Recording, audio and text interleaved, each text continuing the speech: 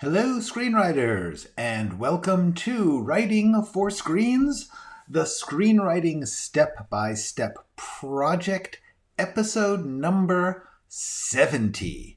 My name is Glenn Gers. I am taking you step by step through my personal process as a professional screenwriter for 25 years of how I write, in this case, a TV drama pilot script, showing you how I do it, starting with just a couple of sentences for a rough idea, going through the outline. Now we're in the middle of the rough draft, and then I'm going to show you how I rewrite it into a finished draft.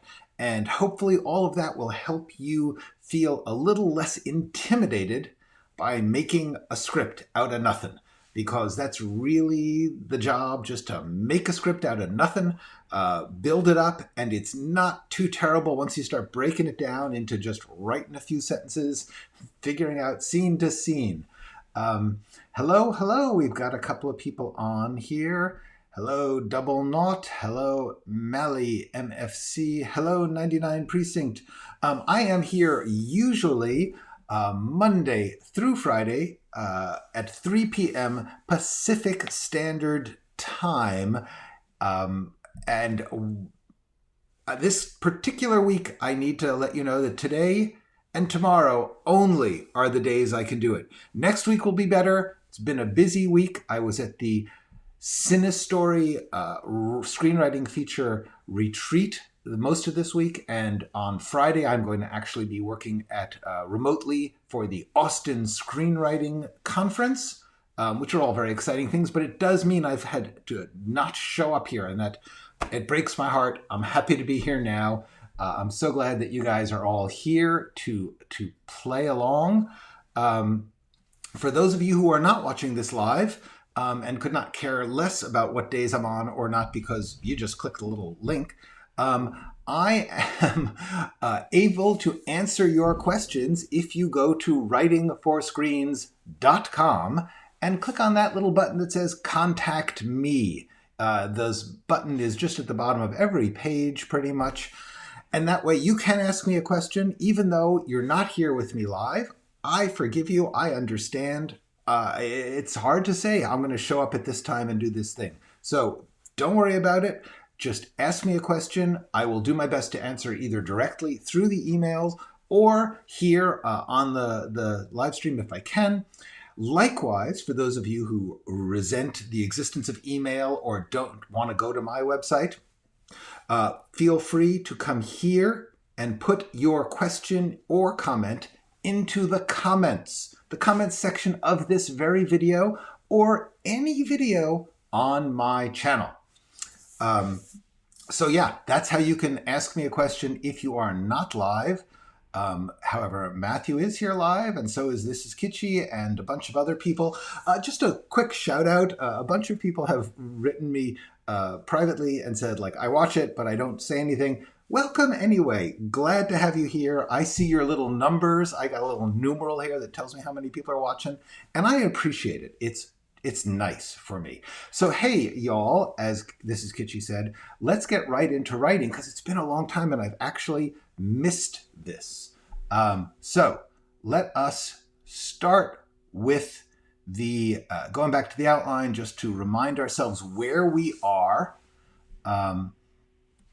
So last time we were here, we were setting up the idea that Dundosky is waiting outside of Madeline's house, hoping to break in and steal the files that Xena wants. That's what we did. We went back and we added a little bit earlier in the sequence where he rings her doorbell and behaves bizarrely. So now, that means that right now, the scene that we've got is going to be Madeline is stoned out of her mind. Dundosky decides to go in, breaks in, and so I did some thinking about this over the weekend. And one of the things I thought is it would be really fun to do this scene with really, really loud music. I mean, like obliteratingly loud. Loud that she has sort of let loose her old punk rock personality and is playing music really, really loud. so that therefore Dundusky can break in and be standing right behind her and she wouldn't notice. I think that can be fun. I clearly typed this in a hurry, but there we go. Okay, so that's my initial concept for this scene is now that it takes place with there's no dialogue because it's too loud. And the other thing I thought of, which I have not put in, is I'm just going to put in here the lava lamp. What I thought was, I was thinking one of the things you want to do in a fight scene like this, or any kind of sort of set piece, and I talked about set pieces. This is a moment when the thriller comedy oddballness, which is the center of this script, bursts into full bloom. So this is a set piece. It is and I did a whole video on set pieces. Let's see if I've got that here. Yes, I do. Look at this. Okay, set pieces. When you get a chance, go look at it. It's called Set Pieces, and it explains what a set piece is. So I am going to be trying to work out this set piece now. What I thought was, it's a fight scene. What am I going to do? I've got a big, hulking meth dealer, biker meth dealer type, and I've got Norman, who is heading towards the AARP and a journalist, not a fighter.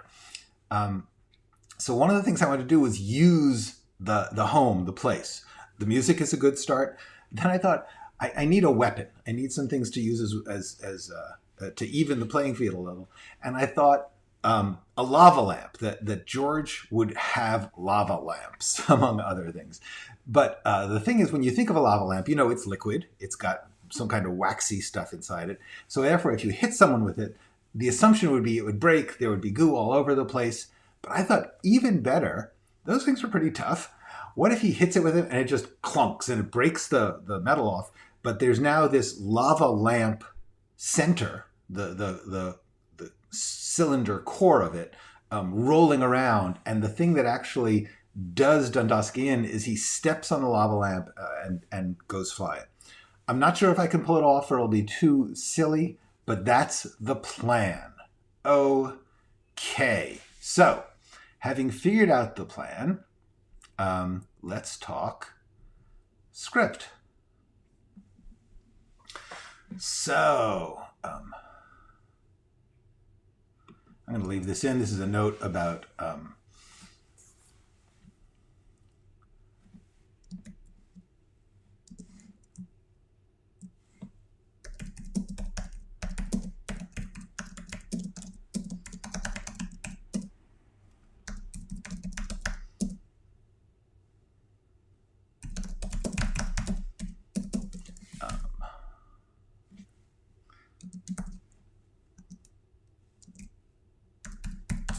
So what I'm trying to do is just start this whole thing about the music. Actually, you know what?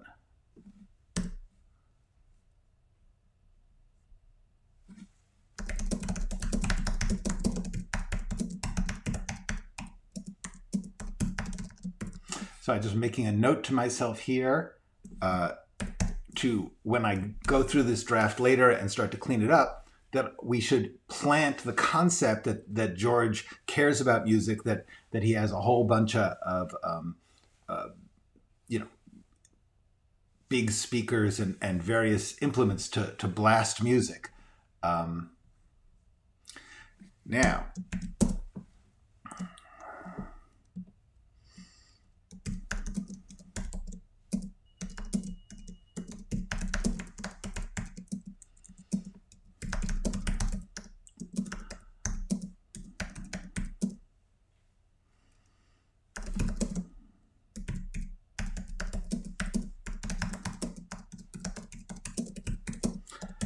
the 90s with their band. Yes, actually that's not a maybe.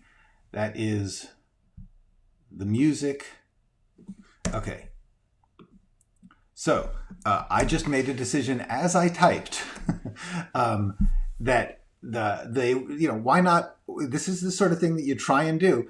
You're doing one thing. I want loud music playing for this fight scene. And then I thought, wait, this character was a singer in a band. That's how she met George. That's how she and George were working together when they were young.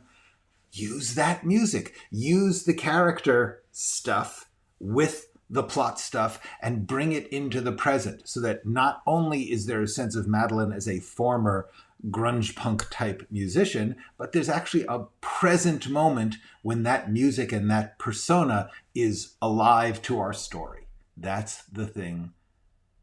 Music lasting.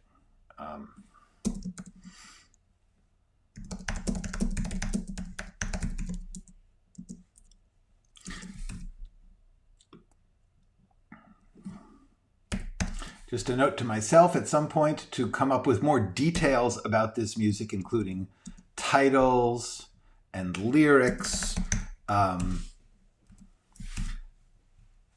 so that we can actually get the flavor right into the read. That as somebody is reading this, they're going to feel that feeling that you would get while watching it of knowing intimately the old Madeline who's back.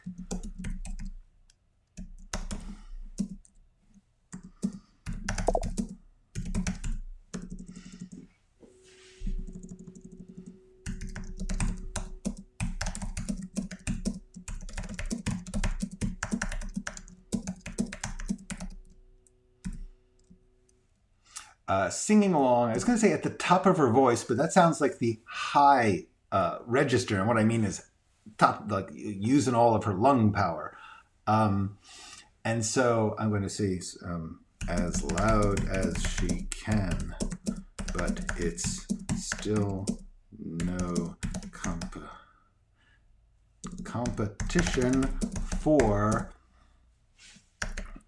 the 20-year-old Madeline on the tape.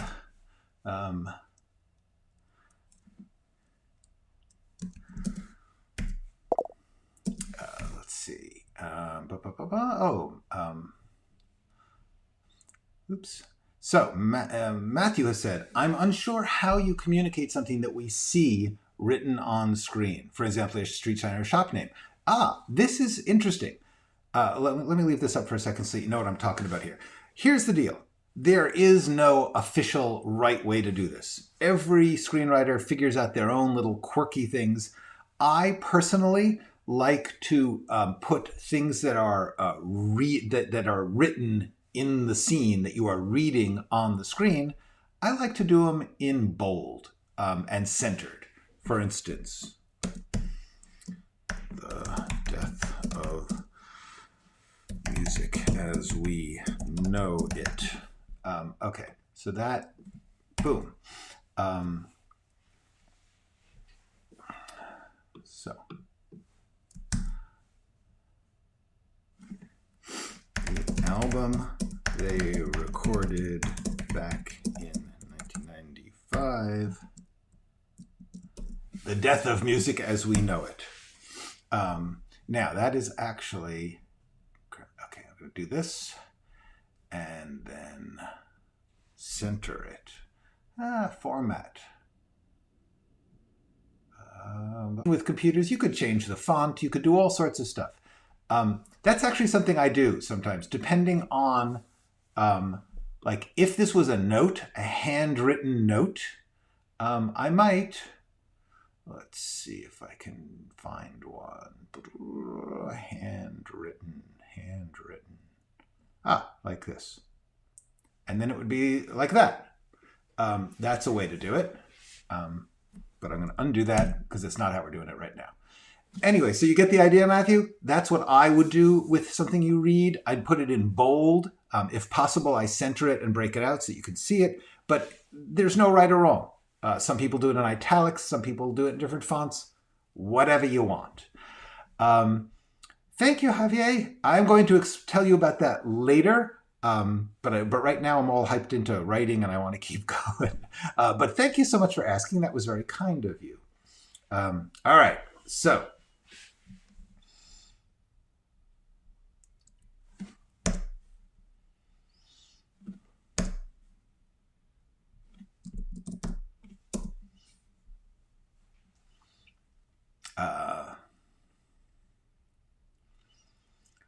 So, probably actually, that's something I'm thinking. This would be something they recorded back then. Did they record it on vinyl? Or is it a cassette? Or is it just a reel-to-reel tape because they never released this album? I don't know yet. But I'm going to know. Vinyl? No. You know what? Yeah. Reel-to-reel tape that was recorded for an unfinished album back in the mid-1990s. We see the box the tape was in. Look at that. Okay. With the title. Okay. Final. Maybe I might get to it. So let's see. Seriously Stoned is singing along as loud as she can, but still no competition for her 20-year-old self on the tape. Self. There we go.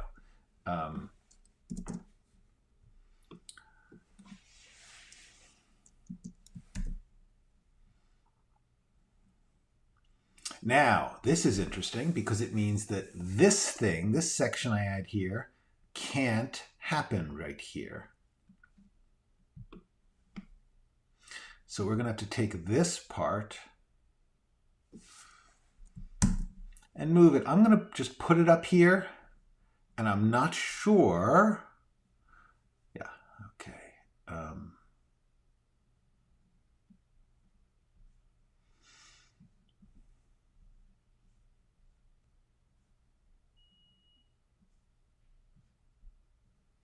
Yeah, I'm going to put it here. Okay, what I'm doing is I'm just taking that hunk of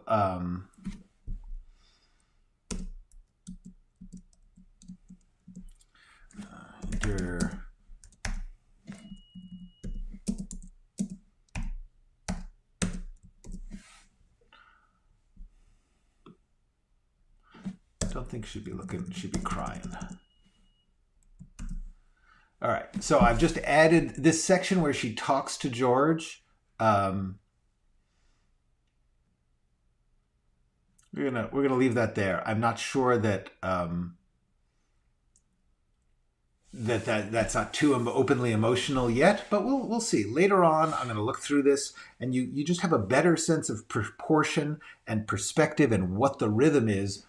So what I'm doing right now, this is a rough draft, is I am just patching everything I can think of in here, trying to get a rough sense that, in a month or two, when I'm done with this draft, I'm going to look at the whole thing, read the whole thing from beginning to end. I have actually made an effort not to look back, not to read anything that I've written so far, so that hopefully I will get some distance from it. I will more or less have forgotten that I wrote it, so that I can look at it and sort of critically think, what's good about it? What's missing from it? And that's the beginning of the next step of forming it from rough into readable. So let's go back down here. Okay.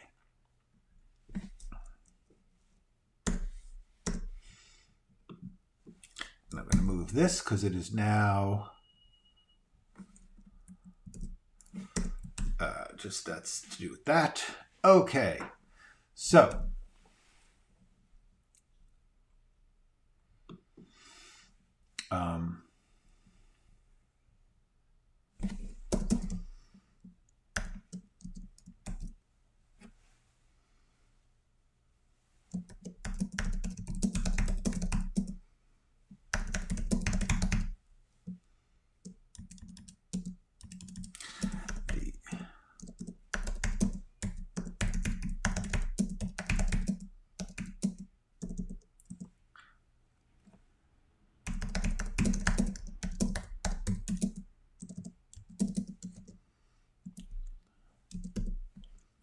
Dundasky.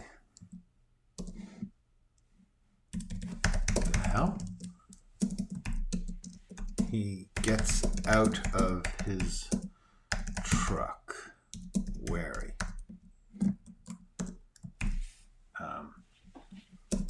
Walking closer to the house, trying to see in and understand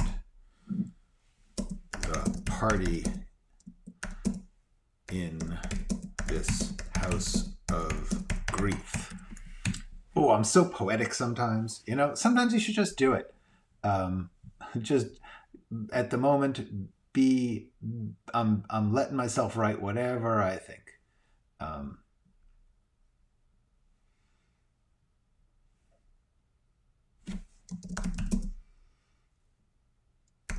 Getting dark out.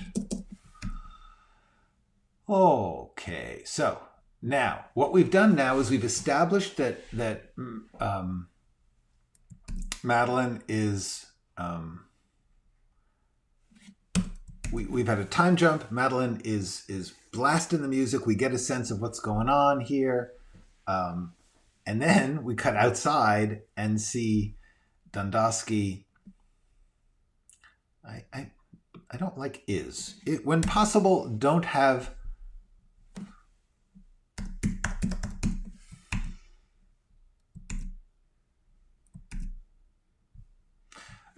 try not to have is. Try not to use is or be or are. Try not to have passive verbs if you can help it. It's not the biggest deal in the world, but it kind of helps keep us from sitting back and thinking that we are just watching a static event. We are in fact watching a character who is currently really watching this house.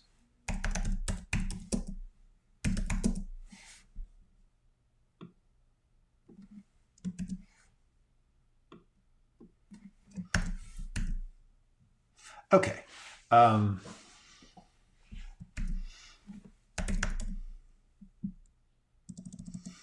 This is fun. As he does, he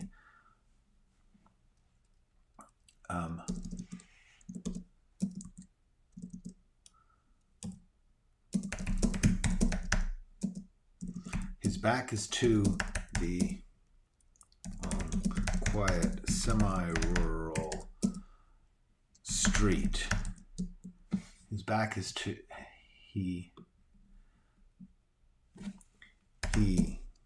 cannot see the headlights slowly approaching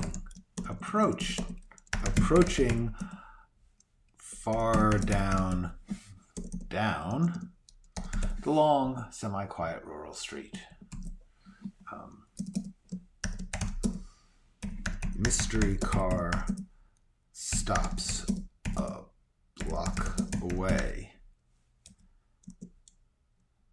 and its lights go out. Interior.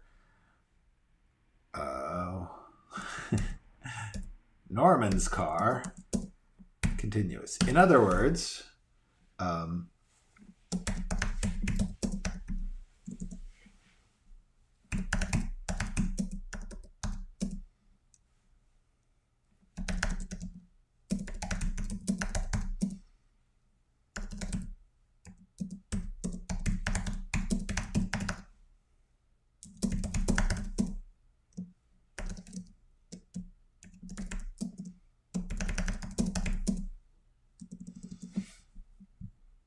and Dundasky's hulking figure lurking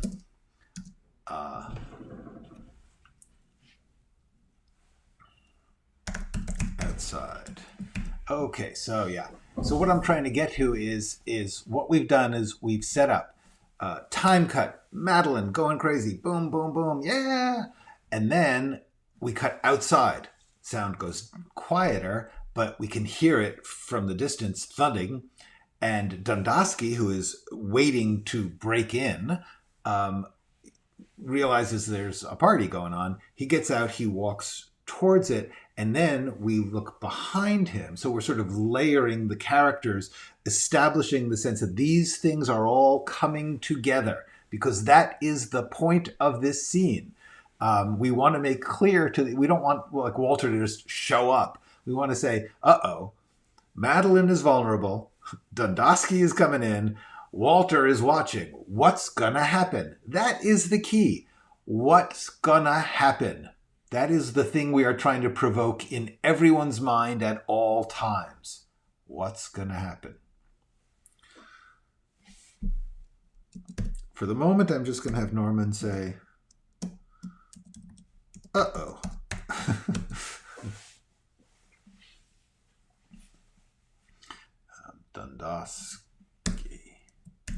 Dundosky. When you're typing fast, you make them big typos. All right. So, all right.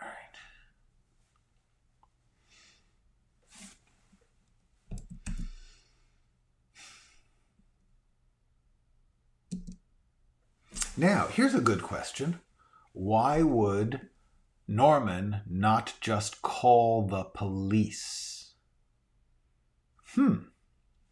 That's a puzzle. I'm going to just put it here. Why doesn't Norman... Oh, I know why.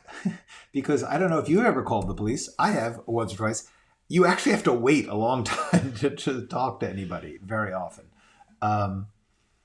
So we'll get to that.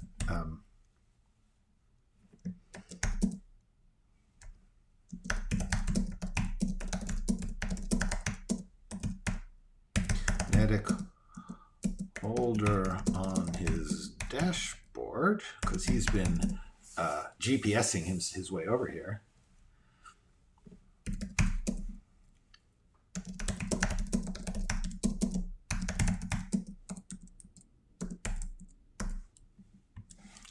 And I believe dials is easier with just one. Dials 911, and we bold that so that we see that would be on the screen. You would see it. All right. Oh, and here that answers Matthew's next question. When you include numbers in your screenplay, do you use digits or words?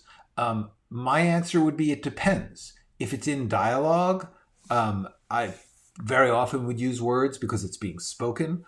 Also, apparently there's some kind of rule about like numbers under 10, you do write it out, and numbers over 10, you use digits. I don't know.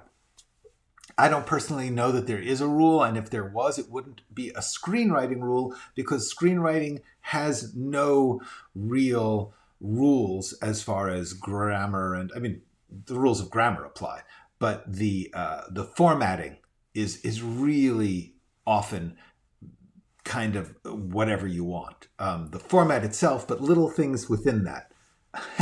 Have I gotten so obscure about this? When you are doing a screenplay format, use the standard screenplay format. Within the standard screenplay format, there are really no absolute rules as far as little details. That's the answer. That is, I have just given you the answer, the truth. All right.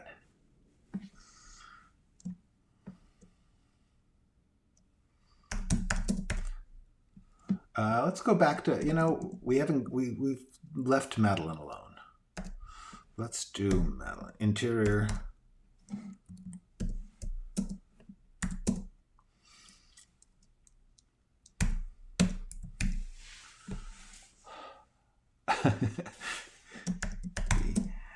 Screaming loud song ends.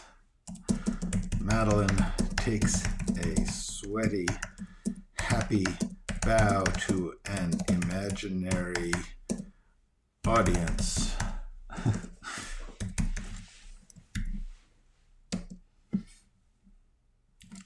In the sudden silence,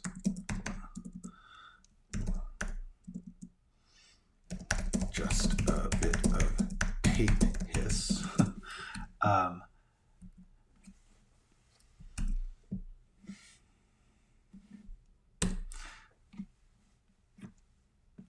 Exterior. George's house. Continuous. Hold on. We actually do need a bit of Dundosky moves into the shadows, creeping, edging. I don't want to say creeping because that suggests like, and he's the big guy. And I don't believe he would creep. Into the shadows toward the kitchen door in the back of the house.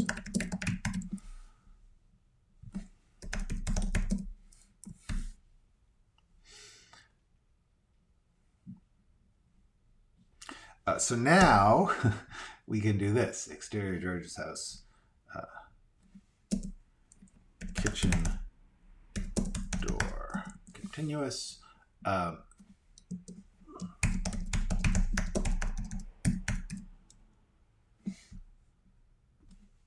Dundosky. Let's just spell everyone's name correctly for a change. Dundosky freezes in the abrupt quiet. His hand almost on the knob. Doorknob. Okay, so what I'm doing here is I am editing in my mind. I am trying to, I'll probably expand this a little. Well, first of all, have the lyrics. But the idea here is I've got, this is a pretty complicated sequence. We've got a lot of people, a lot of moving parts. So what I'm trying to do here is just like clunk down the basics, which is she's in there. It's loud. She's vulnerable. And he's out, Dundosky's outside. He starts to move in. Norman shows up, is watching, sees him heading around to sneak in. Uh-oh, he's going to call. All of a sudden the song ends. Dundosky's like, whoops. And that is where we have gotten so far. When you are trying to move like this from shot to shot in a sequence that actually will move rather fast, you keep these short. You know, this is just that.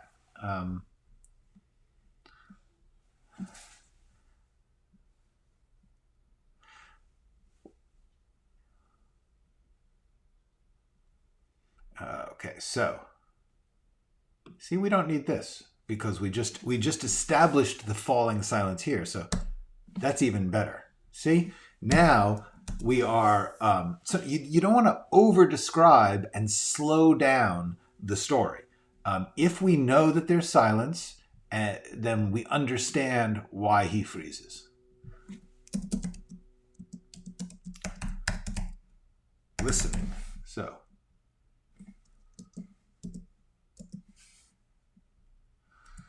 okay. Interior. Meanwhile, and that is sort of that is a crucial thing here. Oh look, there's a whole bunch of people watching. Hi everybody.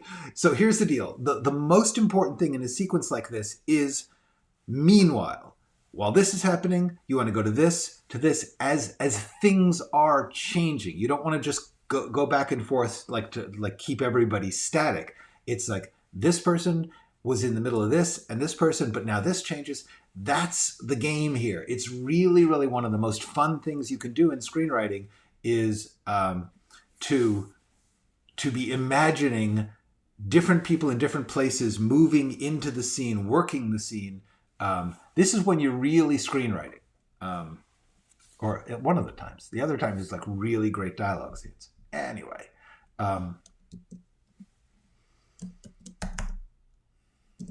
let's just go right to the point.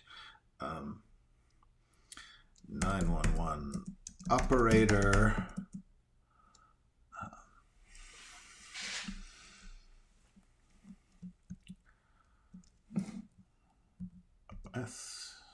Or no, actually this is on phone.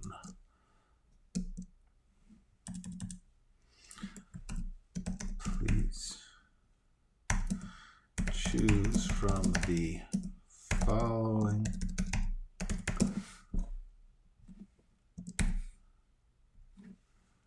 options. For fire, press 2. For police, for medical emergency, press 3. For police,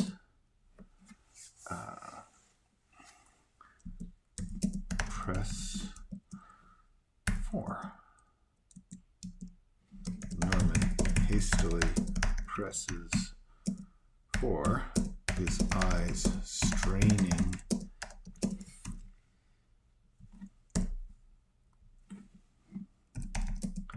Where Dundosky has gone. Operator on the phone.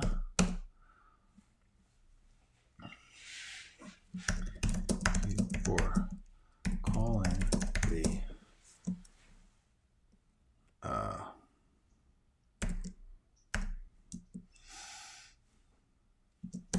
Oakdale County Police Services. For calling Oakdale County.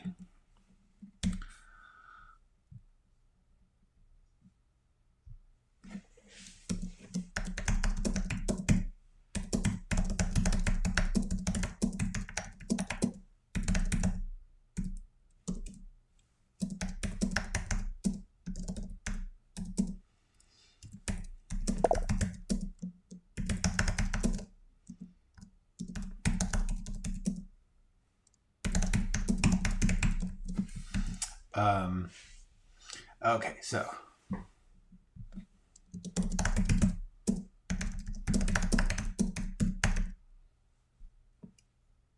peers intently at the house down the block as he listens to a recorded voice on his phone's speaker. Okay.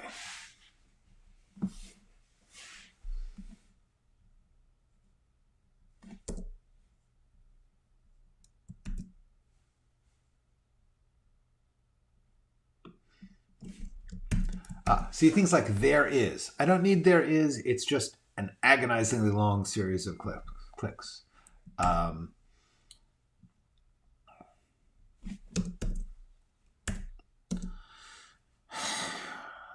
What is he? So what is it? For Christ's sake. No, don't want to do that.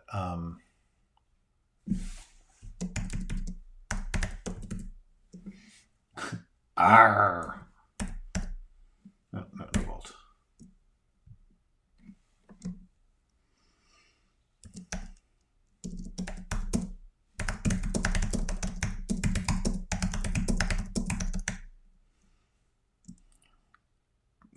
Gets out of the car.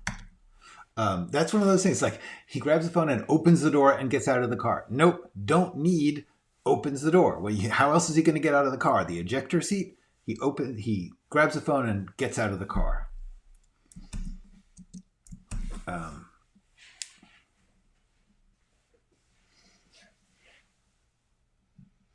All right, so where do we go from here? We have been out. We're at Dundosky. We're at Norman. I think we got to go back in.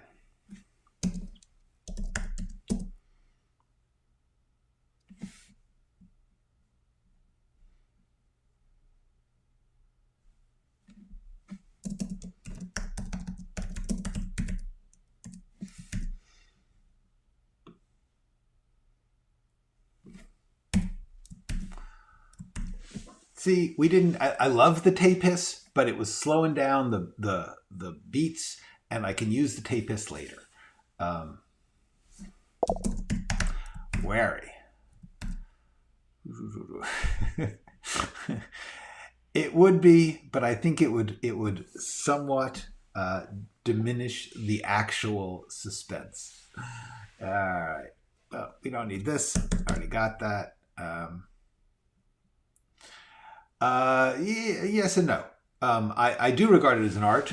Part of that art is creating an artistic list of instructions. So yes, it is truly an art, I believe. It is a frustrating art. It is a limited art, but it is in itself an art, because if you don't get the art into the script, if the script does not have the art of my little tricks here that I'm playing,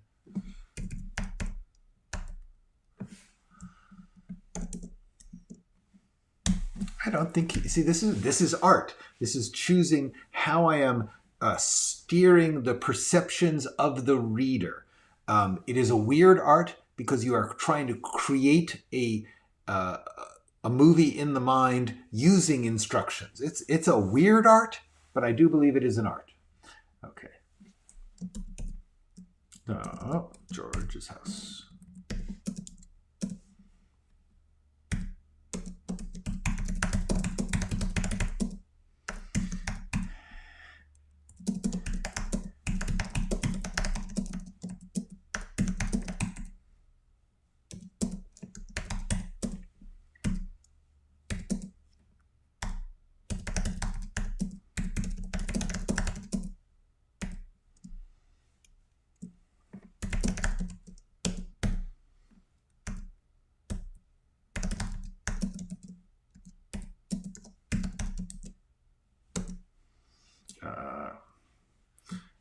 Band name, song title, take number.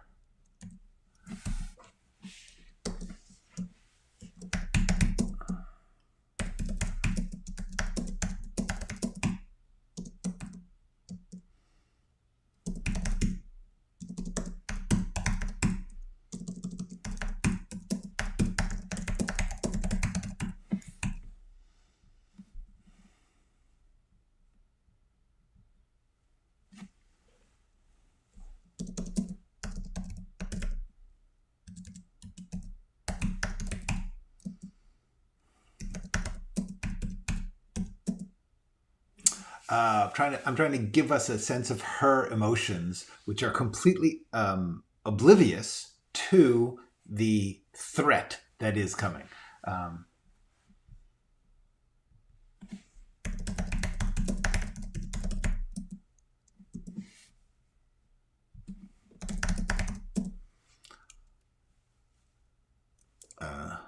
Into the machine.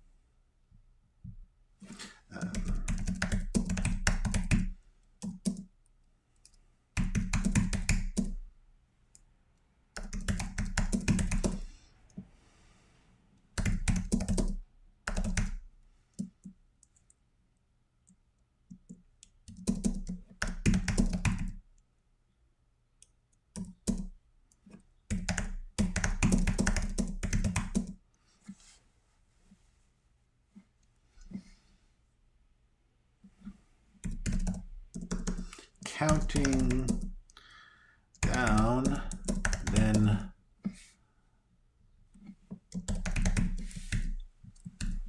okay.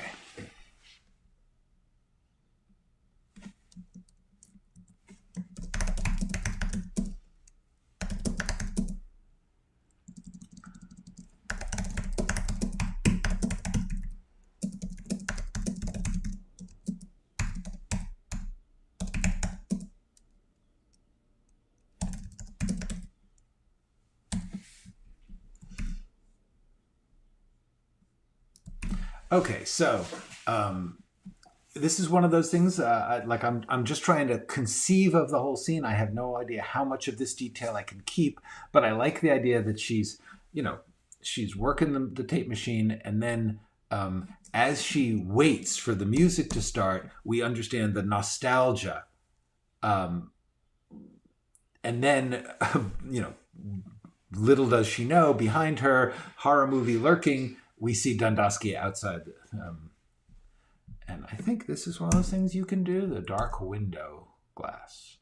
The dark window. It's obviously glass. What else is a window made of? That's the kind of thing that matters when you're writing. Stuff like dark window glass just slowly but surely deteriorates your reader's experience. Obviously it's glass. Don't waste their time. Give them the goods.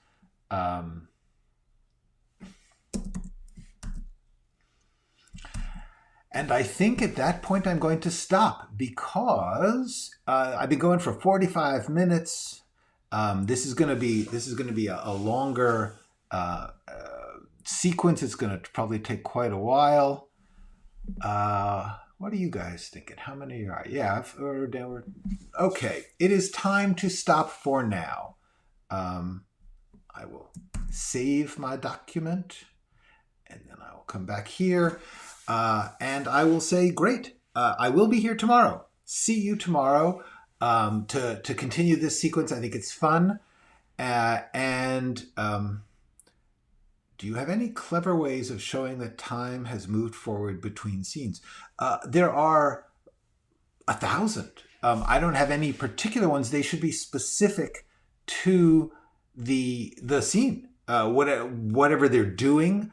Where they are. There's so many. All I can say is use the specifics of the moment, the place, like we were just doing with Madeline changing tapes. That's a good one. Just in general, watch as many shows and movies as you can and steal every little trick you see. I don't know. That's an interesting question.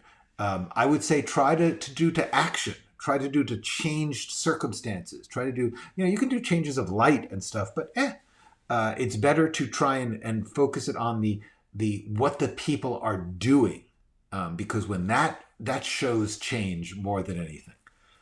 Okay, so great to be back. Go write something.